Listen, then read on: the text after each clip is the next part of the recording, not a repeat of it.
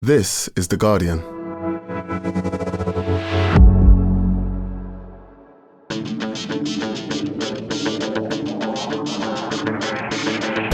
Hello and welcome to The Guardian Football Weekly. He's done him. Kenny McLean from the halfway line hit the Proclaimers, Hampden goes wild, and Scotland are going to the World Cup for the first time in 28 years. This game sometimes takes you to another place. Kieran Tierney had already done the important bit, a brilliant curling effort. The Scots still had 4 minutes to hold on, and frankly the way they played, there was no guarantee of them managing that, but it doesn't matter. The Tartan Army will be there, led by Andy Robertson, and if the final moments didn't move you, his post-match interview talking about Diogo Jota will. And we haven't even mentioned Scott McTominay's overhead kick. Elsewhere, Wales score 7, bracket 7 to give them a favourable playoff draw. Panama and Curacao qualify. We might have a minute for EFL, but we probably won't, before writer, singer, broadcaster Felix White of the Maccabees Tailenders, amongst other things, will come on to talk about his new book, Whatever Will Be, Will Be. It's brilliance. We'll answer your questions, and that's today's Guardian Football Weekly.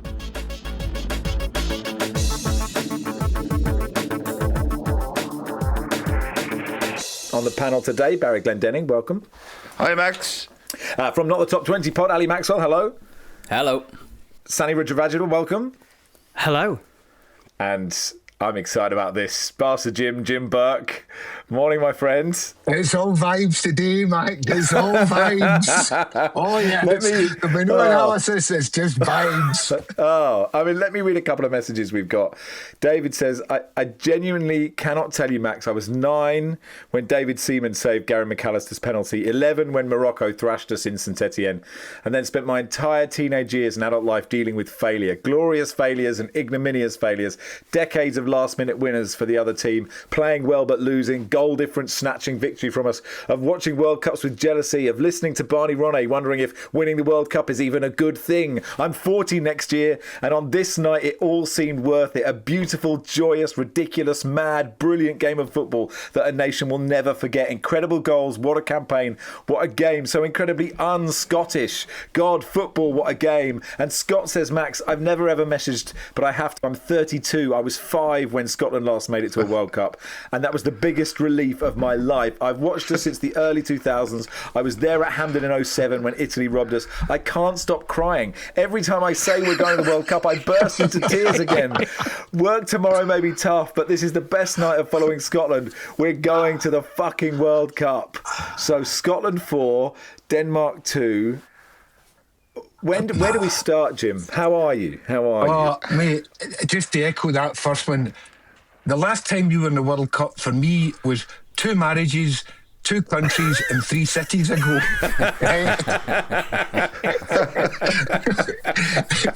There's the context right there. Mate, I never thought it was going to happen, ever. And the thing is, the way we did the campaign, it was really quite a short campaign, you know, the way the fixtures were. We started well against Denmark and Belarus, and then we just kept getting worse. You know, because when we beat Greece 3-1, it was like a real robbery. We got outplayed for an hour. So, you know, I think I said to you earlier, there's a reason you don't ever hear the expression luck of the Scottish. Yeah. Right? We don't get that stuff. But last night, oh my God. The only thing is, I have to say, anybody that follows me in Blue Sky, my account did get hacked. Because somebody may have criticised Steve Clark. The person who ever hacked it did say Kenny fucking McLean at one point, right? And that was before the goal. I honestly, I was absolutely buzzing. Really, I ended up staying up to about 1 o'clock. I was just buzzing, absolutely buzzing. That's this thing, you're right, when a game makes you so breathless you can't sleep. But obviously it was the daytime for me, and I was just consuming this content, like the BBC Scotland TV commentary, which is Steve Thompson with James McFadden, and McFadden's like, he's done him, like when Kenny McLean shot. The radio comms is Alistair Lamont and Michael Stewart is absolutely amazing. It's just amazing. And there is something, Barry, about that Kenny McLean strike. There is a view from behind the goal where all his teammates are slowly realising that they are definitely going to the World Cup. It is an amazing moment. Yeah, I think it was Stephen Thompson who spotted Schmeichel off his line and shout, shoot, he's done him. And at this point, people watching the screen didn't realise just where Kasper Schmeichel was. And McLean, who I was less than complimentary about when he came on to replace Ben Gannon-Doak on the group chat as well. I apologise, Kenny. I loved that game, and I'm delighted for Scotland. And of the many highlights last night, I think one of my favourite was John McGinn's post-match interview, where he said that Kenny McLean takes a lot of criticism. Some of it isn't deserved. I just had a big laugh at that. Whether it was an intentional dig or a bit of fun or just he didn't quite realise what he was saying, I don't know. But what a goal that was. I mean, 3 of those goals last night, with apologies to Lauren Shanklin, they've got to be in the top 4 Scottish goals of all time. I suppose Archie Gemmell's probably still number 1, is he? But the 3 that weren't Shanklin's were just brilliant goals. And I thought Scotland were going to blow it again, even after Denmark had a man sent off. And I was not in any way comfortable for them until Kenny McLean scored that brilliant goal. I mean, if he does nothing else again in his career, and there's a very good chance he will do nothing else again in his career, he will always have that. Just watch it on a loop for the rest of his life, show the grandkids, etc., and so on. Fantastic. I mean, I was almost as chuffed last night for Scotland as I was when Troy Parrott scored that late winner on Sunday. I'm just delighted for them. Yeah, I was weeping in a cafe in Melbourne, just like when it went. I couldn't believe Tierney's went in, and then I couldn't believe when Kenny McLean hit that ball. Ali, there's this. I mean, of all the videos, I think Copper 90 tweeted out. That's where I saw it. And David Squires was texting me going, he was yelling at Kenny McLean to play Che Adams in, which is the right pass. But there's one in this pub, this packed pub somewhere in Scotland. There's this one bloke going, "What are you doing?" And then, suddenly it just erupts. It's just like, it's just the timing is priceless. Yeah, I mean, that's probably because Kenny McLean attempted to dribble past a defender, which I can't remember seeing him do in at least 10 years of playing championship football for Norwich. I certainly haven't seen him do anything like that. I mean, when I thought of top Scotland goals in my own memory, as Baz was talking there, I thought James McFadden might get his second mention of the pod so far for that amazing goal in France. And I suppose I think back to 1998, which I think everyone has their favourite World Cup, don't they? And inevitably it's either the first one that you remember when you fell in love with football, and 1998 was that for me. I had the VHS of all the goals from all the games, and the very first game was Brazil-Scotland, and so also with the surname Maxwell, there's a lot of Scottish in my extended family and ancestry, so just echoing what everyone else has said, kind of couldn't quite believe the quality of the goals as it happened, and just want to say that Kieran Tierney sent Scotland to the World Cup. I think it's worth saying that amidst all of this, it was Tierney's goal, and what an unbelievable connection to get the curl on it. One of the reverse angles just shows how nicely it bent into the corner.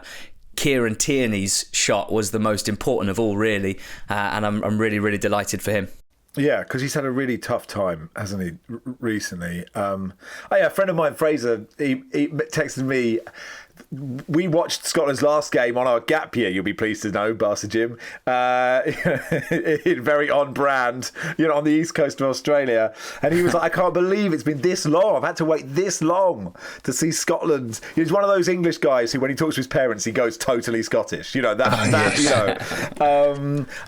moment, Sanny, we've got to talk about Andy Robertson afterwards, talking about Diogo Jota. He said, I've been in bits today. I had my mate Diogo Jota in my head all day. We spoke so much about the World Cup. We always discuss what it'd be like going to a World Cup. I know he'll be somewhere smiling over me tonight. I couldn't get him out of my head today. I'm just so glad it's ended this way. And if you weren't weeping at just, the delight of the celebration, that really was such a moment, I thought. Yeah, that was wonderful. And in fact, all the players who came and had post-match interviews on the touchline were excellent as well. But yeah, really touching moment. I mean, Andy Robertson in the game, I mean, the thing that really stood out for me as far as playing was when he had loads of space. He had about 10 yards of space on the left flank and it was 2-2 and just like hooked a ball out for a goal kick. And you're just like, what on earth are you doing? Out of all the players who've got that great delivery, that was just absolutely awful. And yeah, I don't think he had a particularly great game. But then, you know, especially as a, you know, I've got no Scottish blood in my ancestry as far as I know. But I suppose you inevitably think wider and then think about how he must be getting on in general, and then all the Liverpool players as well. And that's something we touched on in the pod before, but yeah, it kind of gave an extra bit of context. And the fact, yeah, he was in bits, and he said he was keeping it from his teammates there as well. Like, he's not only having to deal with, you know, I think he was saying about how he dreamt about going to the World Cup, yeah, with Diogo. They both talked about it, right? He's kept all that from his teammates. You know, he's one of the senior pros. He's had to bottle all that up. And you could see, yeah, he was so emotional. You could see him kind of welling up. And yeah, fair play to him for being so honest. And in that moment, kind of having the presence of mind to articulate that. And I'm sure that would have resonated, you know, not just with Liverpool fans or with other of his teammates, but anyone kind of struggling with grief, and how it kind of takes up a part of you, even when you're in your highest moments, lowest moments, it's always there. And I think what he said really will resonate with a lot of people. And fair play to him, and yeah, thoroughly deserving of going through to the World Cup. Brilliant. And look, we're 12 minutes in, Jim, and we haven't mentioned a Scotsman scoring an overhead kick, like a brilliant one at that. Mate, the thing is, you were saying, Barry, about the Archie Gemmill goal. I've got issues with that goal because it was effectively a consolation goal in the overall scheme of things. And I was petrified that McTominay's goal was going to not mean anything, because I think to be a truly great goal, it's got to mean something. So that was another aspect, but I didn't realise there was arguably going to be two better goals than that scored after it. But just one other thing that we've not touched on yet.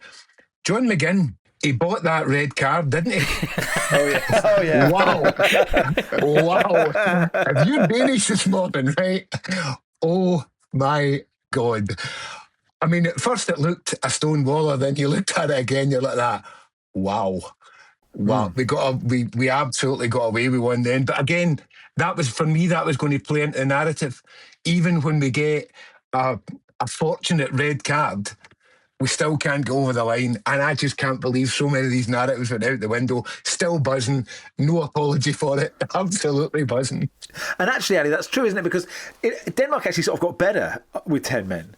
And then even when Scotland scored, you were like, okay, Shankland scored, this is done. And then for Denmark to equalise again, you were like, you can't believe that. You're sitting there going, how have they balls this up? And like, objectively, Scotland were lousy. There was a moment when, I know they score early, so then they're going to sit back, but it was like Denmark had 17 shots and Scotland won. They didn't really do anything apart from just score some brilliant goals. Yeah.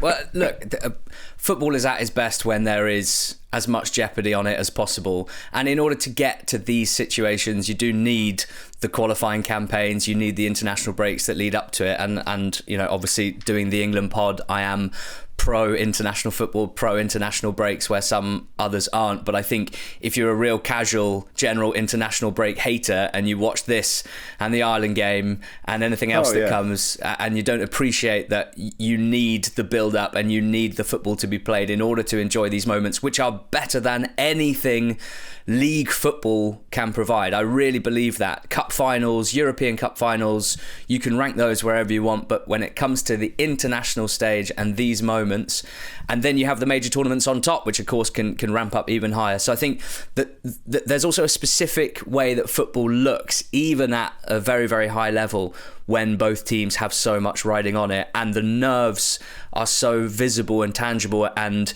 you know, team shape and tactical systems broadly go out the window. And that's my favourite kind of football, and that's kind of what we saw here. And I think even, you know, the poor lad, was it Hulman whose sliced clearance set up the shot from Tierney? Bad, clearly, to say that was a horror mistake would be wrong. Tierney still had to score from 25 yards, but I guarantee you he and probably a lot of Danish people have been watching that on loop thinking, mate, you're a central midfielder, why could you not just volley that ball away? And that kind of sums it all up, I think. No, you're absolutely right. I was really watching that, and I think he might have been the guy that gave it away to McLean as well. And you think, oh, poor bloke, because he's definitely kicked the ball better than that in his life than he did. I think it was just the scuffed clearance of a very tired man. Yeah. But yeah, he'll not be feeling good about that today. So Barry, what does this say about Steve Clarke? I mean, even in the WhatsApp group, there was so much stick for Steve Clarke. Classic Steve Clarke, park the bus. This is always going to happen. And yet he's the first manager to take Scotland to a World Cup since '98. Yeah, and the first to take 3 tournaments as well. Third major tournament under him. It was remarkable to see how happy he was after the game. He's in a nation of dour old men, he is the dour old men. Dour old man, other dour old men doff their caps to. And he was beside himself with delight, more or less told BBC Radio that he'd be going on the piss for the next 3 days. And why not 3 months? Because I've got nothing to do for the next 3 months. So he strikes me as a fellow who likes a pint, but or a dram. I'm at some point, it will be interesting to see, and it's far too early to mention this. I probably shouldn't even mention it, but I can envisage a scenario where Scotland go to the World Cup playing unbelievably defensively in their group games and come home having lost all 3 of them or however many it is. But he certainly, I presume there's a case for him being Scotland's most successful ever manager, if he isn't outright their most successful ever manager. And to get them to a World Cup after so long is a tremendous achievement, even if at one point last night I was just shouting at the telly.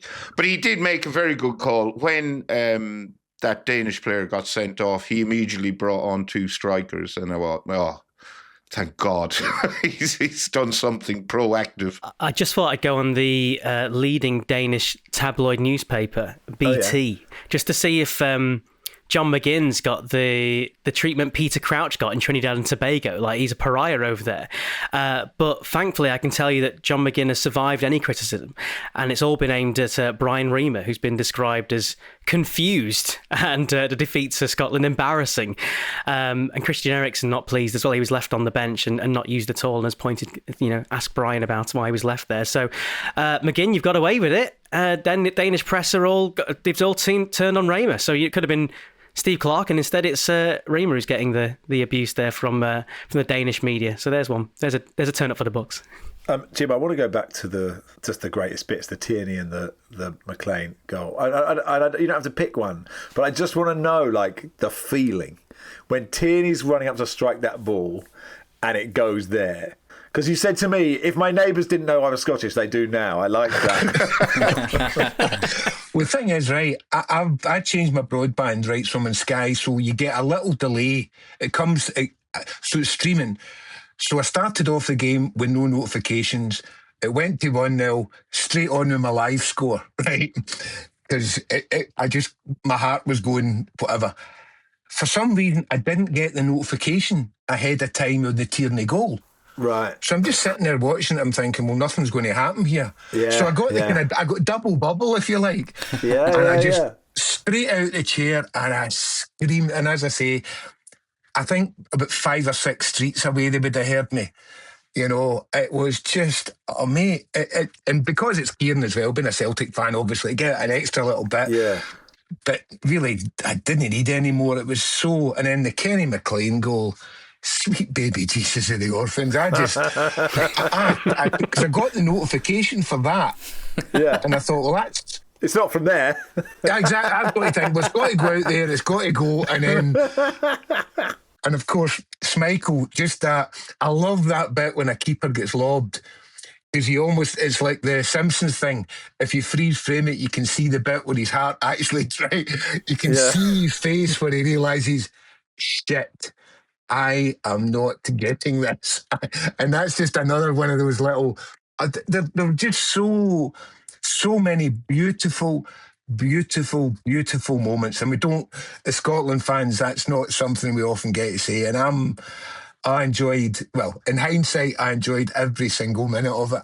Imagine telling Jim from 1998 that there'd be a dystopian future where he could find out that Scotland had scored 1 minute before they'd actually scored. It's a very good point. Barry, you mentioned on the other day on your voice note about how Ireland will be good for the World Cup, and it's always a cliche about how good the Tartan Army are. But I mean, I remember being at Euro '96, being at England, Scotland, standing next to them and sort of being in awe of how they had no inhibition. They could sing status quo at half time, where all the sort of po-faced England fans stood around not knowing what to do. But there is no doubt they will be a positive force, the Tartan Army, at this. Absolutely, and whatever cities are lucky enough to have them will love them, because they're just an incredibly lovable, raucous, vibrant, likeable bunch. Good for the Proclaimers as well. I mean, I don't know if they wrote Letter for America for this specifically, but that, they'll do well out of that. I can't help think. Does anyone else think? And maybe this is a controversial thing to think, but actually, Freed from Desire is brilliant. Like it is. Well, but I mean, I remember it from like post A-levels holiday to Turkey, going, I don't think this is going to stand the test of time. But when the Ireland fans were doing it, and when the Scotland fans were doing it, and just the way it sort of, obviously there are lots of good, Yes Sir I Can Boogie was great. That was obviously it's brilliant. But I mean, I'm happy to be shouted down. I think it works, Ali. Well, yeah, I was in France in Euro 2016. My mate is a Northern Irishman, and we went to 2 or 3 of their games together. So, I mean, those are some of the best moments I've ever had watching football and celebrating with football fans with the old Will Grigg. So, yeah, at that stage, very unironically, I think it was magnificent. I've probably done a whole range of emotions towards that song at this point. Summer of 2021, following England at the Euros. That was played after some of the big wins, and yeah, I think it's massively overdone, and I don't like it when a song is sort of squeezed every inch out of it as it is, and I'd like to see something else come in to replace it. But I have had a number of moments of being 10 pints deep when your team has just won a very significant football match and that comes on, and you don't stand there and go, I wish they played something else. You just absolutely go for it. So yeah. It trumps Sweet Caroline for me. I mean, that's if we're fighting between what the DJ is going to play. Is there anyone else, Jim, before we let you go, to just have a lie down, that deserves a mention? I mean, like all the players do, of course, but is there anything that sticks in your mind? Other than, I think, Gilmore, we weren't really, there's nobody really was out through injury. So that's our squad. And I think you did say it, Barry, and you're right. I'm not going to the World Cup with any kind of confidence that we're going to do anything. But do you know what? It doesn't matter. We're there. As I said earlier, my wife's daughter, she's 21 next December. The plan was to go to New York for her birthday. I suggested tentatively last night that why don't we make the American trip in the summer? I got a look that suggested that's not happening. But hook or by crook, I'm at least going to get to what I'm going to do my damnness to get to one of the games, because at 62, let's be honest, the chances of me being around the next time we get to the World Cup are pretty bloody slim. So make sure you get full support, Jim. You don't want to be another wife on when the tournament starts. Yeah. I'm looking forward to Jim's struggles with and getting to grips with dynamic pricing FIFA style. Also, just well done, Jim. We'll let you have a lie down. Max, before you let yes, Jim go, can we get an adjudication on the Trevor Sinclair scale for the McTominay overhead kick? I had it at about a 7. Because I think Barry made some good points in the WhatsApp group that it doesn't, to fly into the top corner is the dream, but the connection is very good. He does have to move himself acrobatically quickly. There are lots of positives with it, but if it's not flying high into the net. It can never be above a 7, I would suggest. Fair. Yeah, I suppose so. Okay. Cheers, Jim. Thanks for your time, mate. All right. Cheers, guys. Good Enjoy the rest of the song. Barca Jim Burke, host of the RGC podcast, a Celtic podcast, which stands for Right Good. I'll let you fill in the rest. And we'll be back in just a second with an Ellis James voice note.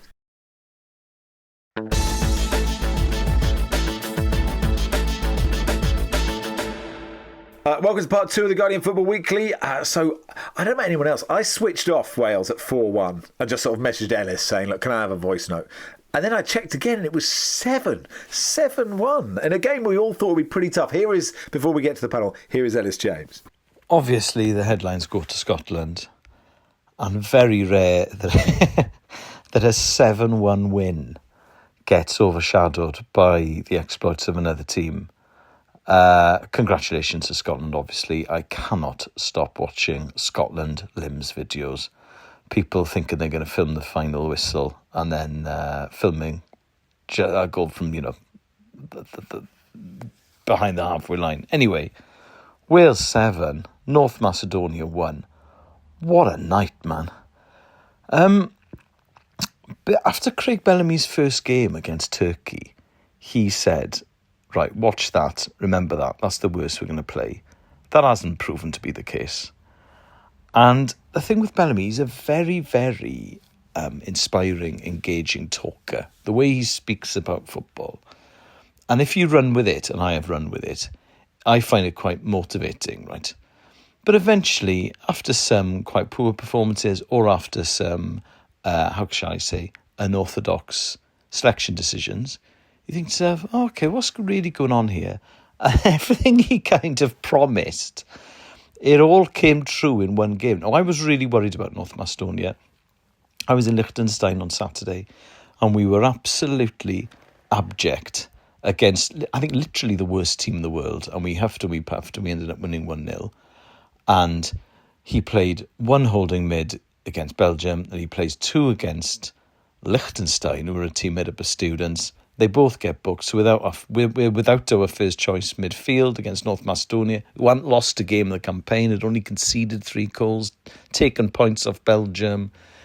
And you're like poor Josh Sheehan in midfield on his own, and you're worrying about when we played Armenia and DePage in qualification for Euro 2024, and we just got absolutely overrun in midfield. And I thought we're gonna get, this could be bad. And he goes for all-out attacks. We've got Dan James, Brendan Johnson, Harry Wilson and David Brooks. And we just purred from the first minute. I mean, Harry Wilson was exceptional. And Bale himself has said, there is no other Gareth Bale. And so the responsibility for scoring goals is going to have to be spread across the team. He is the talisman, though, Wilson. When he's not fit, we really, really miss him. And for him to score a hat-trick, I mean, he was just fantastic. But we haven't scored 7 goals against anyone since before I was born. So that was against Malta in 1978. And, it's the playoffs. We haven't qualified outright. Playoffs are very, very difficult to negotiate. Obviously, we qualified for the last World Cup via the playoffs, beating Ukraine in the final, having beaten Austria in the semi. We failed to qualify for Euro 2024 in the playoff route because we lost to Poland on penalties. So now, it being in pot 2, which is what last night guaranteed, as opposed to pot 4, does make things easier. So we're either going to play Albania, Bosnia, Kosovo, the Republic of Ireland in Cardiff, and that's huge for us because we do seem to find another gear when we're playing at the Cardiff City Stadium under the lights.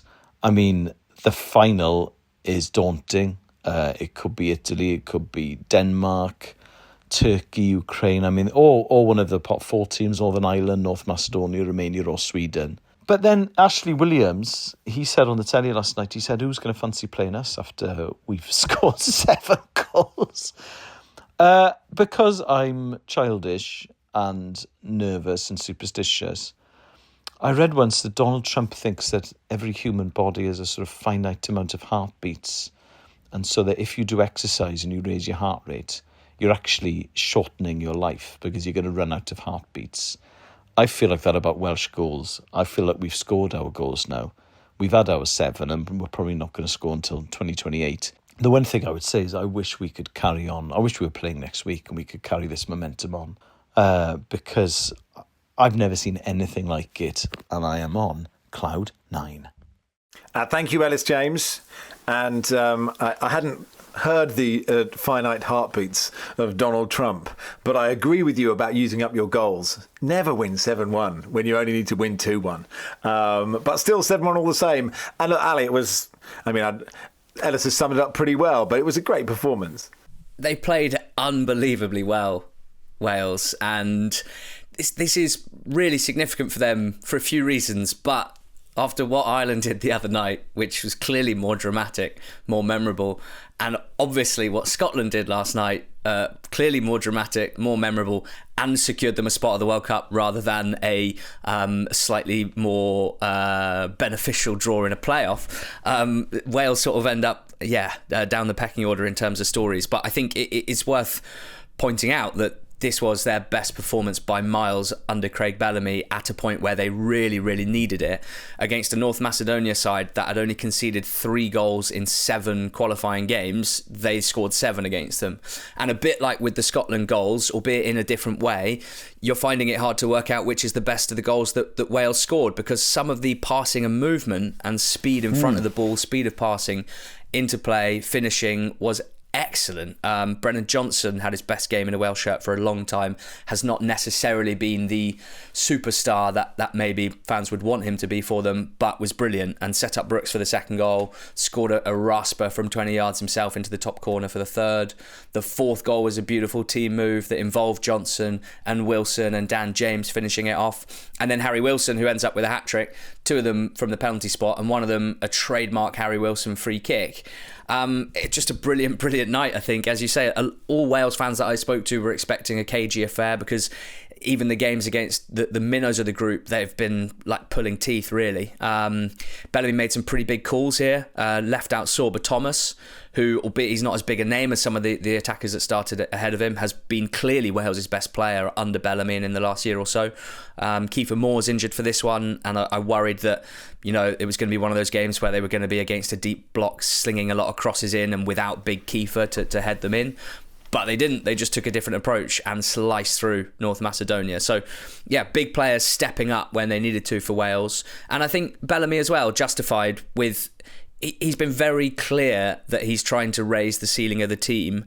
And in his eyes, that means playing in a different way, in a much more attacking, technical, fluid attacking style, which isn't necessarily what's defined the best Wales teams before. And I think there's been some scepticism because, frankly, the results, particularly in the last 3 months, he hasn't had much to show for it. He hasn't had much justification for what he's trying to do. And he absolutely has that now. So still work to do, of course. And it is a more favourable draw than it could have been. But there's still some teams that they would probably prefer to avoid out of the 4 that they could be drawn against. I would put Albania at the top of the list for them to avoid, having seen them play England twice recently. They're a pretty strong team, and I think they can play Ireland as well, can't they? So that'd be pretty lively.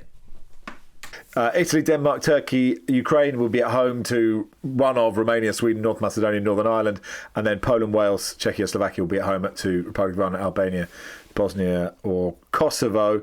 Austria went through automatically. They got a late equaliser at home to Bosnia-Herzegovina. They haven't been to the World Cup since 1998. The glory days of Tony Polster. Was Polster still playing in 98? Still the only Austrian player that everyone knows apart from Marko Arnautovic. Northern Ireland beat Luxembourg 1-0. First international goal for Spurs' Jamie Donnelly. That was on Monday. There in the playoffs, of course. Germany thrashed Slovakia 6-0. Some of their goals were absolutely brilliant, by the way. Netherlands put 4 past Lithuania. So that's sort of Europe done. We've got Paul Watson on tomorrow to steer us through the big international headlines. But you did point out, Ali, Curaçao will be the smallest ever side to qualify for a World Cup. They got a draw in Jamaica. And those scenes as well, if you've seen the full-time whistle, I just love watching just grown-ups get so invested in this thing. It's just amazing. And it's a wonderful moment for them, isn't it? Yeah, absolutely incredible. Obviously, with the US and Mexico and Canada automatically qualifying as hosts, that kind of opened the door in the CONCACAF region and the expanded tournament, of course, as well. Just delighted for the Bacuna brothers who represent Curacao, and I've seen play a lot of football in the English football pyramid, both of them based out in Turkey now, but they will be absolute heroes, glorified forever, as they should be. The previous smallest country to qualify for the tournament was Iceland, so Curacao now have that. And their manager, improbably to me anyway, is Dick Advocat, who I did not realise was still managing at any level. And then Haiti as well. Drink managing a drink, isn't that is good, isn't it? A drink managing a drink to take them to the World Cup. That's really impressive. Well, as Barca Jim pointed out earlier, last night we had 2 drinks and a hat qualifying for the World Cup. Panama, Curacao and Scotch. The sad news, if you like, is that they beat Steve McLaren's Jamaica, sending them into a playoff. It's fair to say the reaction in Jamaica has been pretty angry, and Steve McLaren swiftly resigned, so will not be taking them into the playoffs and nor to the World Cup if they get there. His quote was, "Leadership is a service. Tonight I think the best thing I can do is stepping aside. They will succeed in March. Thank you, Jamaica. It's been an honour. One love to you all." That is a direct quote as reported by Laurie Whitwell. And then lastly, the other big story, which I know you'll hear more about tomorrow, but is Haiti, who have qualified for the World Cup. It's not their first, but they have qualified, and they did so playing their home game, as it was, in Curacao, because they haven't played a home game in 4 years, as the country is under cartel rule, and they've got some amazing stories in that squad as well. So really, what a few days it has been for international football, and could not have loved it anymore. Rino Gattuso must be absolutely raging to see all these countries qualify after his tirade on Friday about the injustice of it all, everyone conspiring to keep Italy out by letting these riffraff into the competition. Well, look, we will never complain about an international break again, because it has been absolutely brilliant. As I said, Paul Watson on tomorrow to sort of flesh out those stories, and that'll do for part 2. Felix White will join us in just a second. He's written a book called Whatever Will Be, Will Be, and he'll tell us all about it in just a second.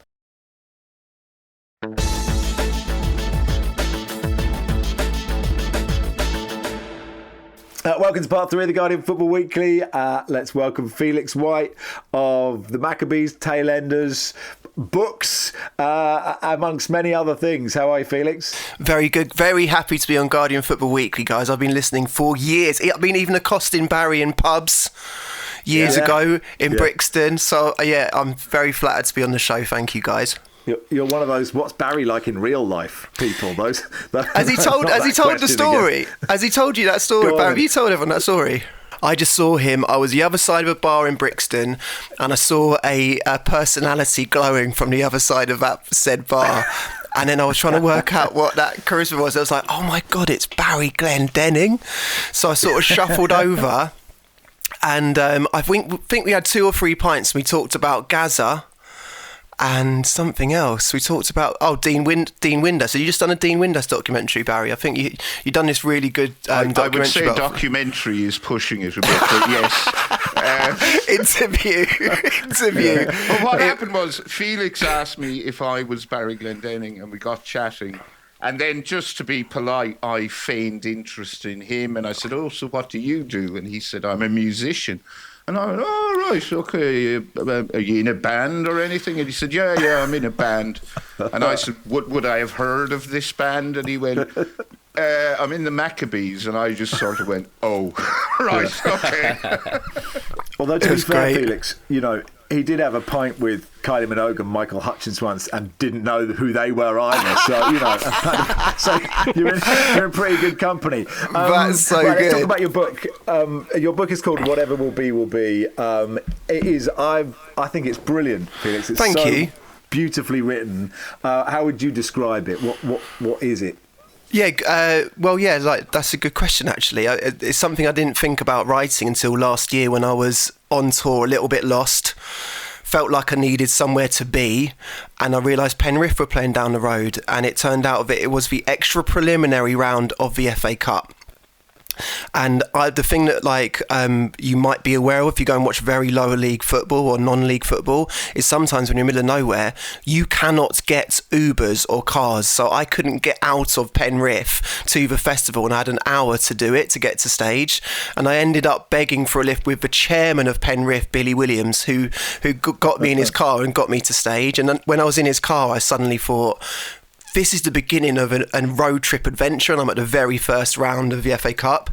And it suddenly became sort of interesting to me that you could tell the entire story of English football in 15 rounds. It's something we all know it, and we all do the trope quite often that the FA Cup, anyone can win it, blah, blah, blah. But actually there is something profound about the fact that the FA Cup starts somewhere like Penrith, it ends at Palace. So that ended up becoming the scope of the story, and then trying to almost not write about the football at all. There's the odd description of the odd goal, but it's more an articulation about the stories behind the places, what football means, why we love what we love, and trying to accurately describe what it's like going to watch football in all these places. I mean, there's so many moments in this book. There's a moment where you talk about football management games in a way that I feel totally seen.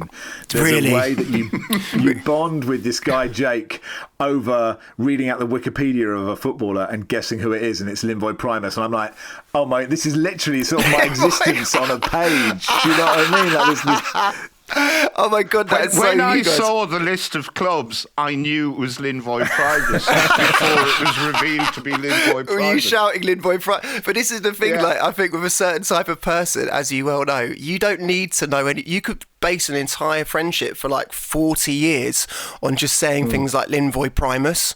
You might not even need to know that much about their life. So that became realisation of me and Jake that if we didn't have Linvoy Primus, I'm not sure we would have been such close friends.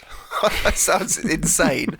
But we used to, with the lights out in buses, we used to just name clubs and footballs. That's sort of become popularised since, hasn't it? Again, there's even a podcast where you do that.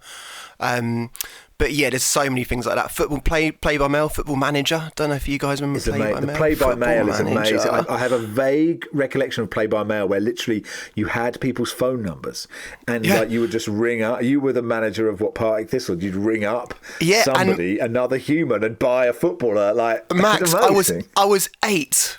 I was 8 and I had access to the phone numbers of all these people across the country, assuming they manage Man United or Levski Sofia or whoever it is, and you could just randomly phone them up and have these very private conversations with grown men who tell me, in future, can you not refer to yourself as manager of Partick Thistle because my wife doesn't approve of the game?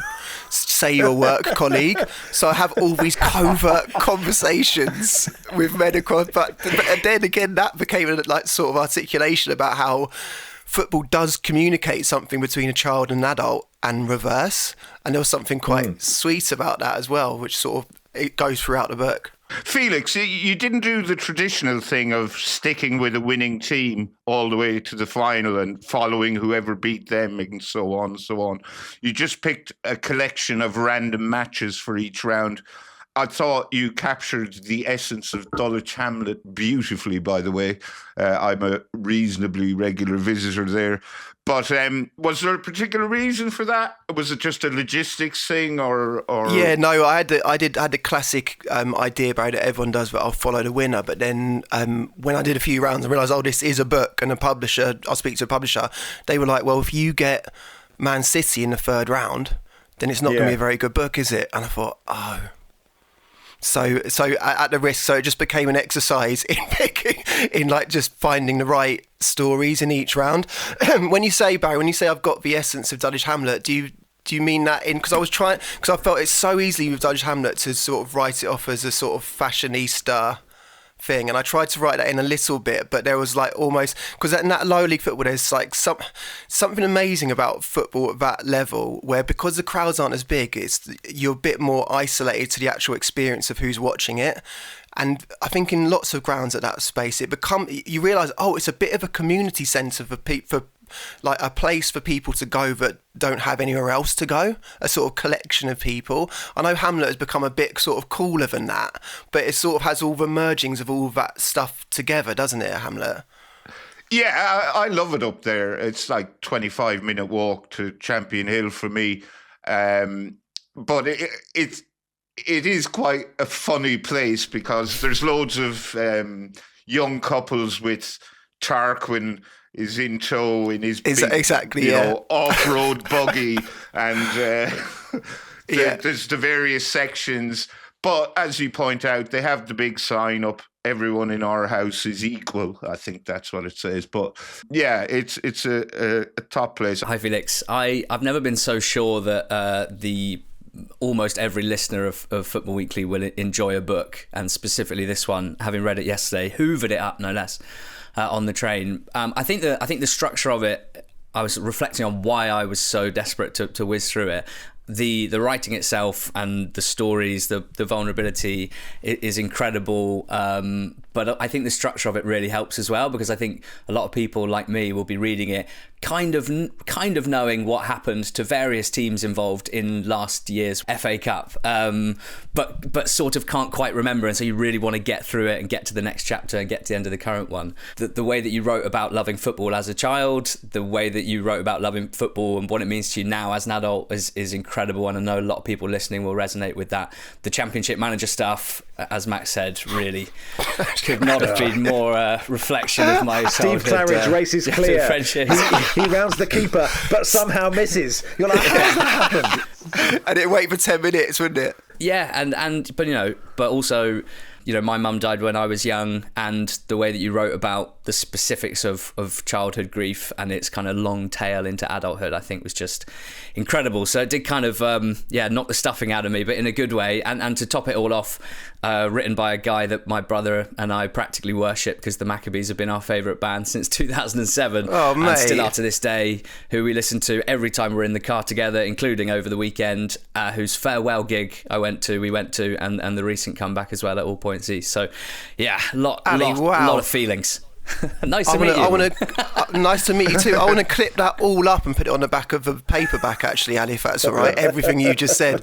That is so sweet. Joe, that's so lovely, man. And yet, especially just quickly about about my mum dying when I was young, that became a sort of exploration on why I support Fulham. And that was something that I really wasn't sure I was going to say in the book, because I do genuinely have still quite a lot of shame and guilt that I supported Chelsea when I was about 7, 8, 9, and I made a conscious decision, having been told by football that the original sin, the only sin, is that you cannot change clubs. Once you have a club, you have a club. But because my mum was from Palestine and my dad not really interested in football from the Isle of Wight, I hadn't been handed a football team, but my mum and uncle were from Palestine and moved a lot around in the Middle East. And my uncle had decided, because realising, as we all sort of do, that football communicates more than most other things. This is who I am. This is where I belong. This is where I'm from.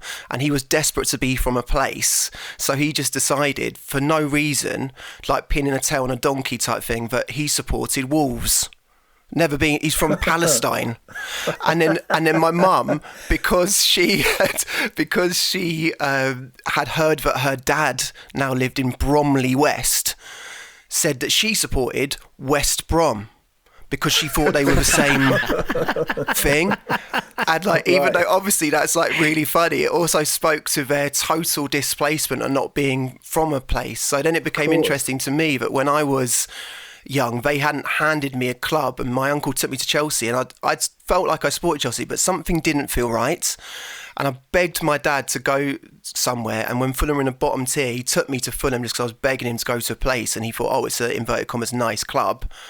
And something about Fulham Football Club and Craven Cottage, when I went there, I genuinely think the place spoke to me, and it said, this is a place that will hold your loss, disappointment, hurt. This is a place that you can come and do your feeling and you will not be judged, and it's going to be a sort of safe spot for you. And then that has become really interesting to me decades later, that my mum was seriously ill and she was about to die of having MS, and I would have moments when I would go to Fulham and I would be actually hoping that they'd lose. I wouldn't be telling anyone, but I'd have this weird guilty thing that I would be almost like an addict, thinking, God, I hope we concede a last minute win, a loser here sort of thing, they score. And then I'd realise after time that Fulham was giving me a sort of very digestible version of the feeling that I was trying to process, the feeling of loss, that like funereal feeling, or that kind of sense of everyone aligning with your insides. So that became really interesting to me, that I chose Fulham because I needed it at that time. And I think more often than not, we get told that we get given clubs, and lots of people do, by families, but actually often people are choosing a club for a certain reason. And I think there are subconscious reasons those clubs speak to you in different ways for things you're looking for as a child. And I genuinely think that's what Fulham gave me. Felix, you got in early to give your nephew, to lumber him with Fulham as well. Yes. And there's a beautiful line in the book. So I think he must be 8 now, but one of the games he went to last season was Fulham getting beaten by Palace in the quarter-final of the Cup. And you gave your nephew Jet a Fulham jersey every year of his life. And you have a line in the book, you said, instead of giving Jet Fulham shirts, I should have just handed him a big box of sadness. Fantastic. Like a pre-packaged one, just have it all now. Yeah, that was then when they lost against Palace, that seemed to be young Jet's first real encounter with genuine crushing disappointment, and there'll be plenty more of that for him, I'm sure, in the years to come. Oh yeah, there will be, yeah. But that, when that happened, he was really staring into the void, and as you know, because we got beat 3-0, there was like about 10 minutes to really process the reality of what happened. So just watching him deal with for the first time the way football tells you something's going to happen in front of you that you are going to feel very betrayed by, but there's nothing you're going to be able to do to affect it. You're just going to have to sit there and watch it. And how football does that again and again and again to you. And the first time it happens to you as a child, it's really like you're sort of looking around going like, what, is no one going to... I don't understand. Like, no one's going to change that for me type thing. You can't believe that it's played out as it has. But the thing with Jet was, it became interesting to me, is that because he doesn't have the reasons for choosing Fulham that I did, and he's just been handed it, he desperately wants Fulham to win. So suddenly now, I find watching Fulham unbearable because I need Fulham to win for Jet. Do you know what I mean? Like, I need him to be happy. Yeah. So it made me feel a bit like, oh, this must be what it's like being a parent, or almost witnessing your own wants. Because actually, that's what happens so often in relationships or whatever, especially people, people that become islands a little bit, but don't necessarily commit to more domesticised situations or relationships because they say, oh, I don't want it. It's not, there's X, Y, and Z's wrong with it. But actually, they probably want it so badly. So I started thinking about my want for Fulham to lose and thinking, actually, that was probably because it was unbearable to me to need them to win. In fact, so I'm getting psychoanalytical now, but yeah, that's sort of all these trails the book takes. Felix, I haven't read the book yet, but just based on what you were saying there, did you kind of let on what you were doing, like as you got through the rounds, like, because I do a lot of lower league and non-league stuff, and it's always a bit of a sell when I'm trying to like get something for Sky, for example, because we're all Premier League, but then you go and you see so much heart and you see what a football club means and the belonging there. And then you get the red carpet, I get a little bit, and you get to meet everyone really easily and stuff, and you meet all these crazy characters. Did you kind of go in completely blind and not tell anyone, or did you kind of go, hey guys, I'm going to be here and I'm doing this? I would. Do you know what? I had that experience this year when I went to Brackley because BBC had me at half time to do something, and that was amazing, like having the red carpet thing for that. But no, I think the whole purpose of the book was that I was trying to be almost anonymous, so I was trying to really just watch people and like tell what the experience was. So there's none of that, like as the rounds went on, it was tempting to be like, oh, so I'll see if I can get press for X, Y, but you want to sort of be in the mix and seeing it. So especially in those a lot of those lower league games, I'm almost trying to like hide myself in a corner and just watch these sort of strange interactions that play out, and people that don't know each other at the start of a game, and then at 4:45 they've got this whole history of complex interactions between each other, or like dislike or like for one another. Like the thing I always think about in Penrith is there was this in the second half of the game between Penrith and Pickering, even though it's playing out, the two dugouts just became obsessed with who had possession of the spare ball. So you'd have like, so the assistant would be like holding the ball behind his back, and then the other manager would send his assistant to go and try and knock the ball out of that assistant's hand to get it back, and they were having this sort of like scrabble for the ball. So no, I didn't have the red carpet like you, Sanny, but maybe we can go to lower league in the future. You can show me the smoked salmon sandwiches. I should say, by the way, that the red carpet in lower league, there isn't even a carpet. Okay? Yeah. It's not red. The sponsors lounge at best might be just a random porter cabin with a little like electric heater. Love it though. Yeah, I mean, you're also not a rock star, Sanny. I hate to say it's it. True.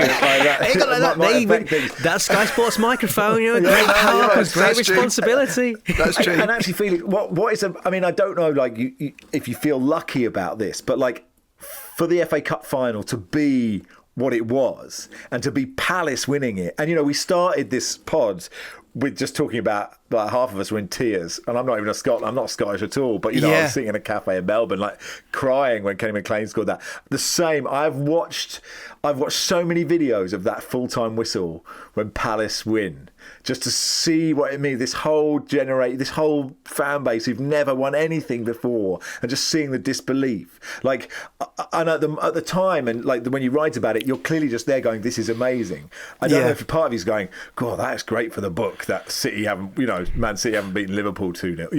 It's perfect for you, right? Well, yeah. Do you know what it was like? It's interesting because at the time I was just so jealous. But then when I reflected on it, I was like, the book would have not been like, it wouldn't have been a very good book if Man City had won it, because the whole essence of the book is like searching for that magic. So if Palace hadn't have won that tournament, it would have been a very flat ending to the book. And like, honestly, that being inside with those Palace fans, it is the most supernatural thing I've ever seen in my life. It would, when I think back to it, when you see old American videos of like gospel churches and people were just weeping or like wailing, shouting Jesus, and they're all in their own little private universes, but together, like all these exorcisms. Like, when I think about it, it was like that, but in a very sort of southeast London way. People not knowing having a feeling that not only they had never had before in their lives, but their parents, their grandparents, etc. had never had before, and simultaneously not knowing what to do with it, but being completely overwhelmed with feeling. So that was that. When I think about that, and it is a trope that gets used a lot, but it did make you think, football is religious. It genuinely was a religious experience where they were almost communicating with all the people that hadn't seen that, and especially because that Palace team was so good, and they looked like, for some weird reason, I don't know, because the kits at the moment are sort of throwbacks in a way, but because of what they were wearing, they looked like the 1990 team to me. It looked like you were watching Ian Wright and Mark Bright a little bit. It's almost like, do you know what I mean? You could put a sketch over them and they felt very similar. So there was all kinds of like synergies that was, beautiful day. I mean, I haven't forgiven that 1990 team for knocking Cambridge out of the quarterfinals unjustly. A Jeff Thomas miss hit, worse than that chip that went, but it's okay. Was that on that run? Cambridge got a quarterfinals in that run, because Cambridge were quite. Was that Dion Dublin? 2 years running. Was that Dion Dublin's Cambridge? Wow. It was John Beck, Dion Dublin's Cambridge. I've talked about that enough, Felix. We don't. The listeners don't need this again. Hey, the book is called Whatever Will Be, wherever you buy your books. But thank you so much, Felix. It's a great read, and I encourage everyone to go and buy it and read it. Thank you, Felix. Thank you. And just quickly to say, I love your show. It's incredible. So I listen to it all the time, without fail. So yeah, nice one. Which one? Which one? I normally do the previews. This one we're doing right now. You can listen to all the other ones as well if you like, Felix. But that is great. We appreciate it. It's nice. It's nice to hear that. And that'll do for everyone as well. So thank you, Felix. Thank you, Barry. Thank you. Thank you, Ali. Thank you very much. Cheers, Sanny. Cheers. Thank you. Football Weekly is produced by Tayo Papula. Our executive producer is Phil Maynard. We'll be back tomorrow.